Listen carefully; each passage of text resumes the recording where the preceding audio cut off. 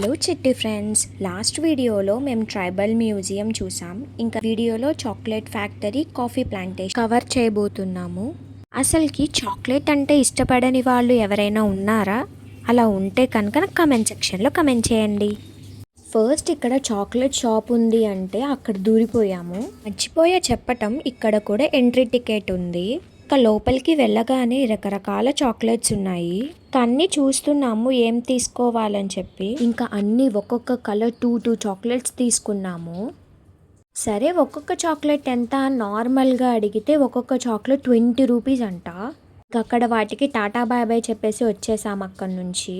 అబ్బో, కొంచెం కాస్ట్ ఎక్కువగానే ఉన్నాయి. సరేలే, ఇంకా షాప్స్ ఉంటాయి కదా అక్కడ కొనుక్కుందాంలే అని చెప్పి ఇంకా వెళ్ళిపోతున్నాము.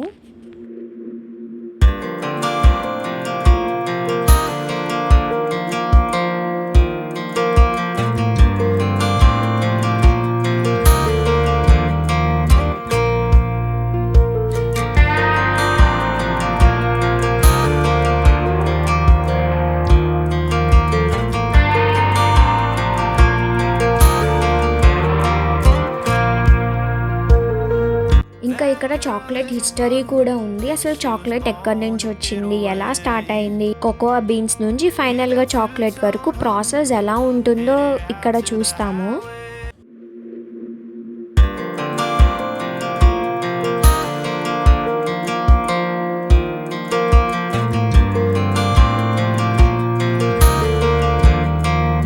చాక్లెట్ తయారయ్యే ప్రాసెస్ని లైవ్గా చూడటం చాలా ఇంట్రెస్టింగ్గా ఉంది.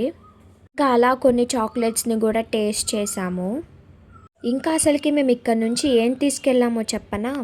ఎవరైనా చాక్లెట్ ఫ్యాక్టరీకి వస్తే చాక్లెట్స్ తీసుకుంటారు, కానీ మేమేం తీసుకున్నామో తెలుసా? అక్కడ స్పైసెస్ షాప్ ఉంటే మా డాడీ వెళ్ళి దాల్చిన చెక్కలు తీసుకొచ్చారు. ఇంకా మా మమ్మీ ఏమో బ్రౌనీస్ కనపడ్డాయని బ్రౌనీస్ తీసుకుంది, మాకు ఇష్టం అని చెప్పి. ఇక్కడ తినకపోతే ఏం బాగోదని చెప్పి హాట్ చాక్లెట్ తిన్నాము. టేస్ట్ బాగానే ఉంది. ఇంకా మేము ఇక్కడ చూసే ఫైనల్ ప్లేస్ కాఫీ ప్లాంటేషన్. ఇక్కడ కూడా ఎంట్రీ టికెట్ ఉంది. చూసారా ఎంత పెద్ద పెద్ద ట్రీస్ ఉన్నాయో. కాఫీ ప్లాంట్స్ మధ్యలో నడుస్తూ అక్కడ ఎన్విరాన్మెంట్ని ఎంజాయ్ చేసాం. అక్కడ కాఫీ ఎలా గ్రో అవుతుంది, కాఫీ బీన్స్ అన్నీ చూసాము. ఈ ప్లేస్ ఫొటోస్ దిగడానికి మాత్రం మంచి స్పాట్. ఇక్కడ అరకులో ఉండేవాళ్ళు ఆయిల్ అండ్ సాల్ట్ మాత్రమే కొనుక్కుంటారంట. ఇంకా మిగతా ఐటమ్స్ అన్నీ కూడా వీళ్ళు ఓన్గా ఇక్కడే పండించుకుంటారంట.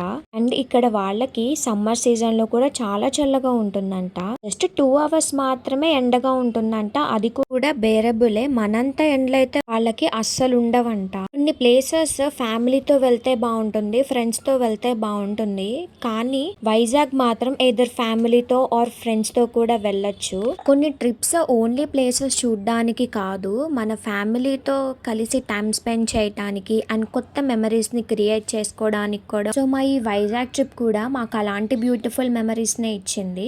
ఎంత టైర్డ్ అయినా, ఎంత వాకింగ్ చేసినా, కొన్ని ప్లేసెస్కి వెళ్ళడానికి ఎంత ఎఫర్ట్ పెట్టినా ఇప్పుడు వెనక్కి చూసుకుంటే అవన్నీ వర్త్ ఇట్ అనిపిస్తున్నాయి. ఇంకా లాస్ట్లో గ్రూప్ ఫోటో.